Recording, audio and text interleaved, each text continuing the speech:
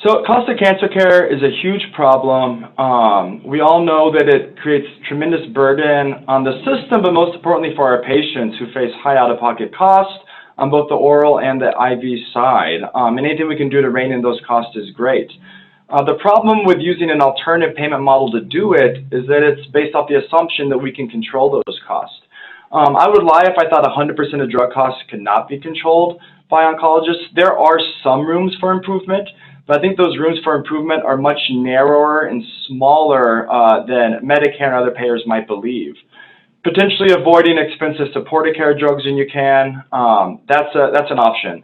Avoiding overtreatment of antiemetics, that's one way, although I'd argue the bigger problem is undertreatment with antiemetics because we want to keep patients from having nausea and vomiting.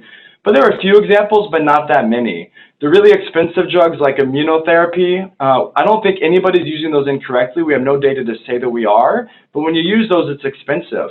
And that's a problem when these models expect us to reduce those costs when we still have to use those drugs and we want to be able to use the best drug for the patient at that time when he or she needs it.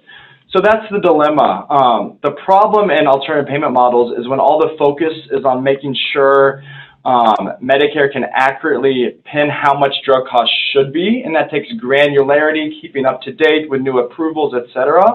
But all those efforts can really dilute what the model's meant to do, which is improve care coordination, improve goals of care, improve end-of-life care, keep patients at home instead of the hospital. And I'm afraid those things are getting diluted by all the focus on how do we make sure the drug costs are not taking away those improvements on the other side of care. And that's where the challenge is. Understanding drug costs are an issue, but whether the APM is the right way to incorporate that into a way to reduce those costs, that's where I'm not convinced. And as of now, at least with OCM, I think it's been more of a problem than an opportunity.